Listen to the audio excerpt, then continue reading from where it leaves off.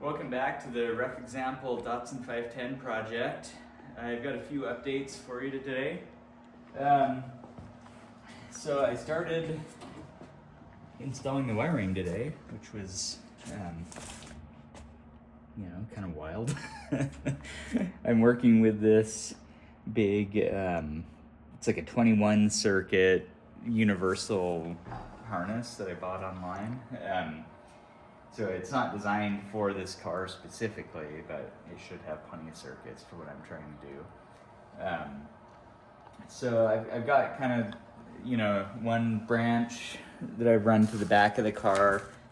And then, I kind of had to go through the entire harness, and luckily everything's labeled. Like on each wire it tells you exactly what it is. But I had to go through and kind of separate, like, all this is stuff that's going to go up to the dashboard. That stuff goes to the steering column.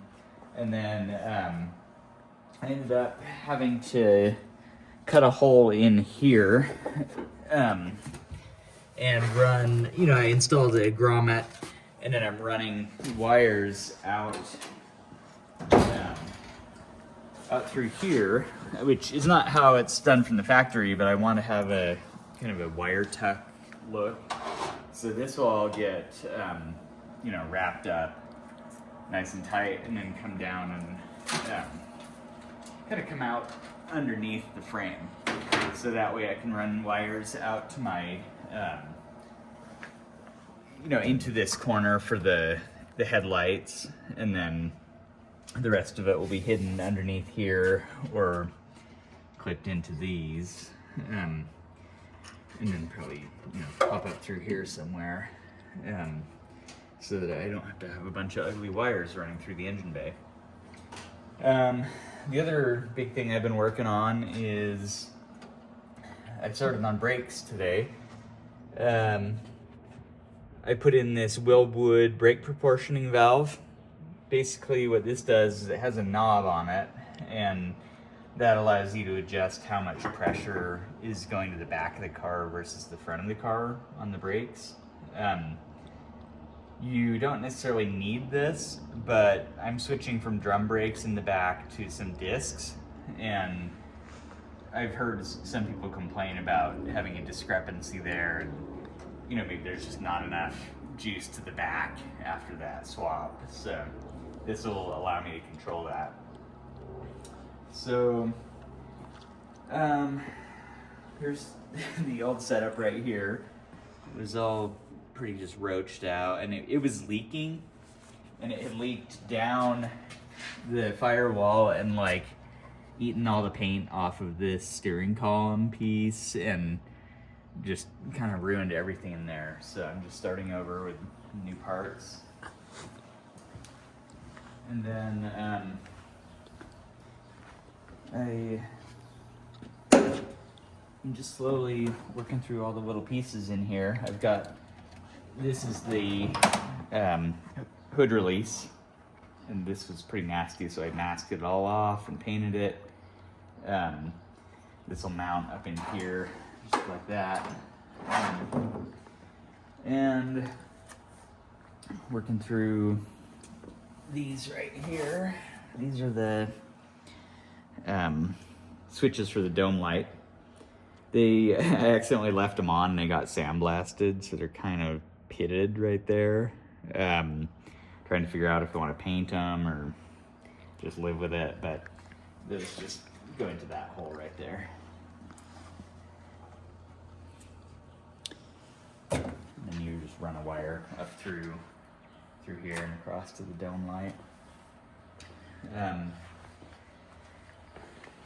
I've also got the pedal block in there. Been working on reassembling the dashboard. I've been cleaning up these ducts and the HVAC system. Just everything was covered in like 40 years of grease and dust and everything. So I've been doing a lot of just taking it in the house, brushing it off with a toothbrush, working through everything one piece at a time. And I'm also working on restoring the gas tank right now. This is the carbon canister that goes above the gas tank.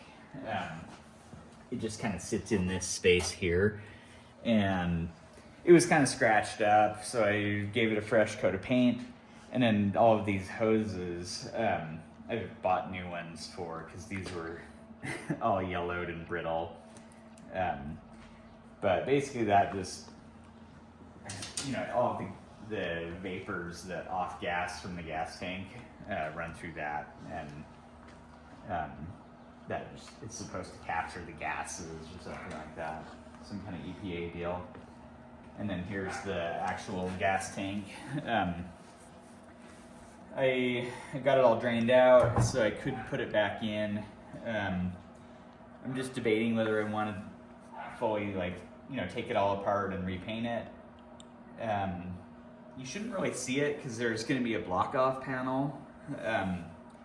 So it's tempting just to leave it. I don't know. We'll see. And then here's the fuel pump, and then it has 2 filters on it. And I've been trying to figure out what I want to do on this. So let me know if you've ever dealt with this, but the car is going to be fuel injected. I'm doing a KA24 swap. And so, it does need this larger, fuel injection fuel pump. But this thing is really loud. So I'm trying to decide if I want to keep this fuel pump and maybe run these lines down through the floor and have this outside of the car so that you don't hear the noise in the cabin. My friend Dwayne, he did his with the in-tank pump. And he put like a big mat in there that soaks up the fuel, and it's supposed to help with some of the fuel starvation issues that people run into, like when you're on the track and you're cornering, all the gas sloshes to one side and then you end up running out of fuel.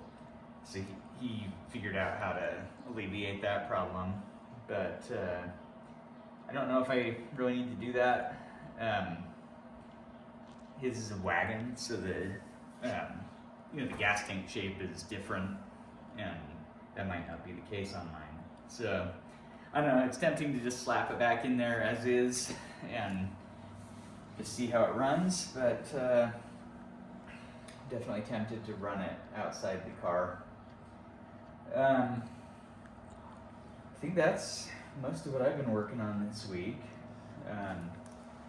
I am working on some brakes right now. I can show you how I'm doing those.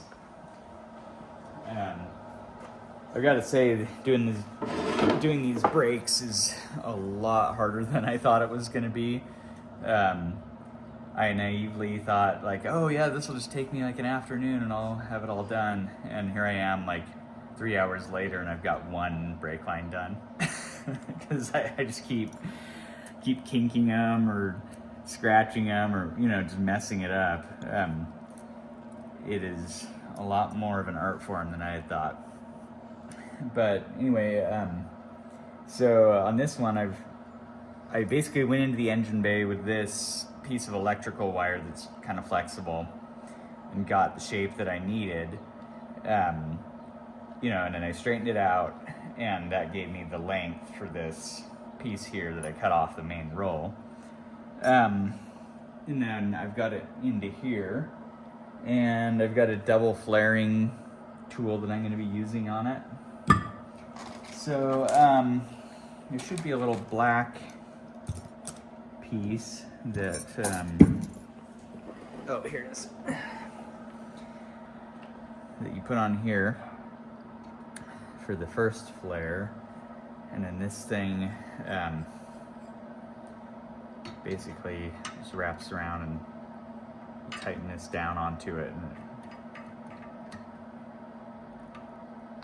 kind of puts a dimple into it.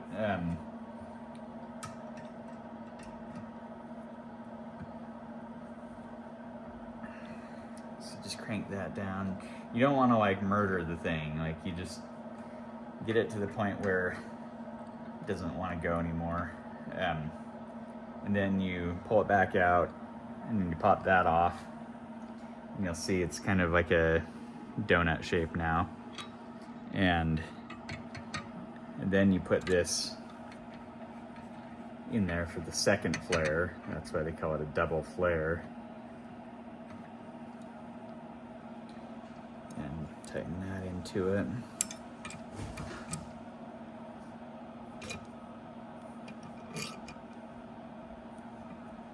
Once again, I mean, you want to get it tight, but you don't want to go too crazy with it because then it'll distort the shape of the metal.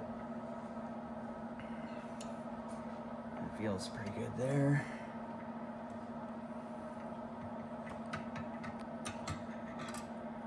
So you just loosen everything up and pop it out of there.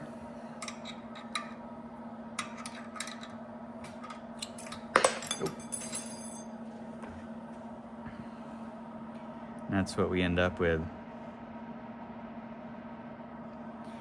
So basically you got to do that and then put your fitting on. So you just put that on there, and then this will get tightened up into the whatever you're hooking it onto. And then you do the same thing for this other end, and you got to remember to put this on before you crimp it down, or else you're up a creek. So after doing this a few times, you know, I tried like bending the tube first, and then I kept running into problems where the bend at the tip would be too sharp or something, and I couldn't get the fitting on there. It has to be really straight at the end.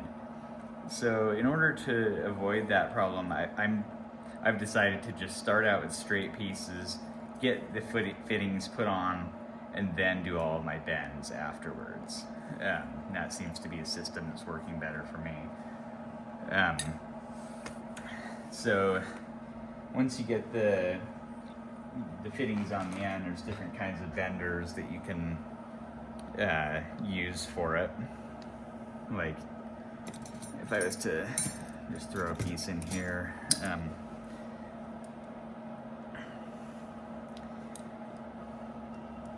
this one you just kind of set in there, and then you bend, you know, you get that on there and move it until the 0 lines up with, you know, like in this case, a 90 for a 90-degree bend.